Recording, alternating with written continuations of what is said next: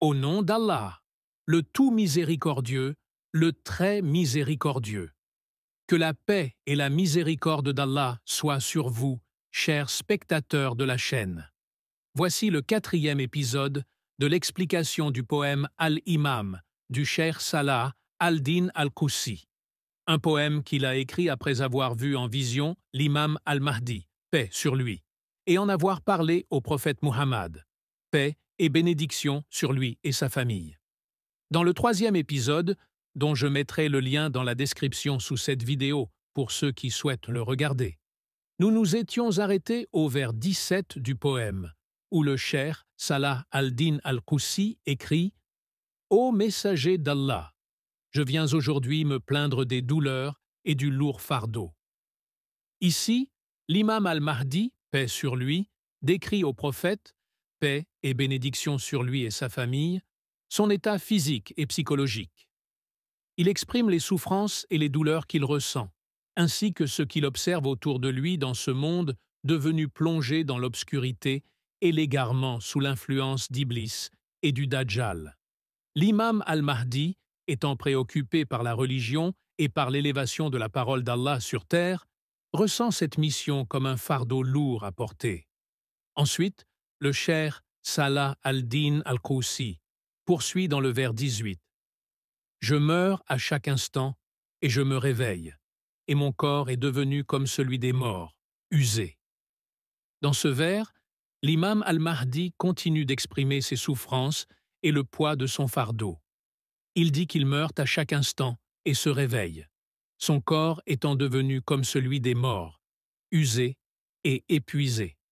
Ce même état a été évoqué par le cheikh Muhyi al-Din ibn Arabi, qui a décrit l'imam al-Mahdi dans un poème en disant « Celui qui est caché ne perçoit pas la lumière.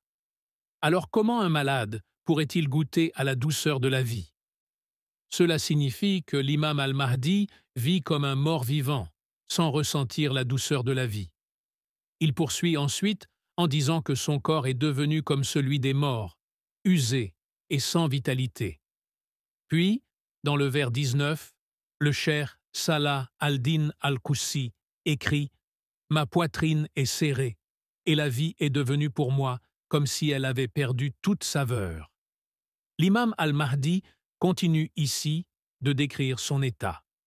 Il ressent une grande oppression dans sa poitrine en raison des douleurs et des fardeaux qu'il porte.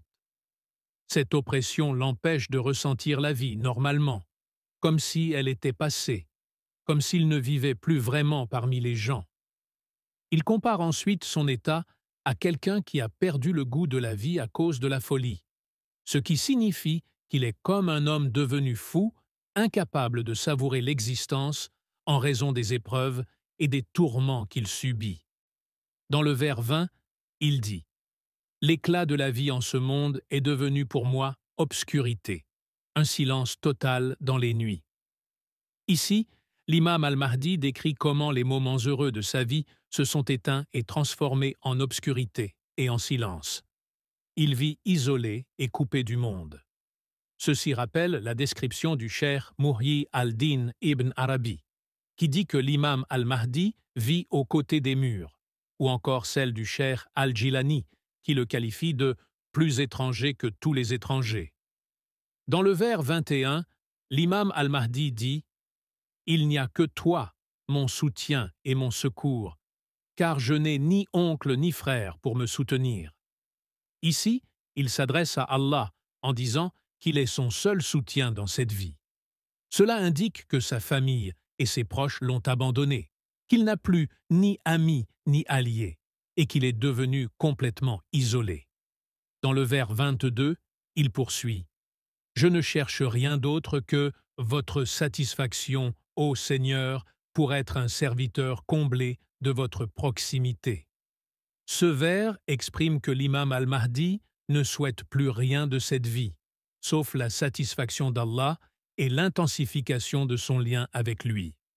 Il veut que cette relation avec Allah soit forte et continue, sans jamais être rompue. Fin de l'explication de ces vers.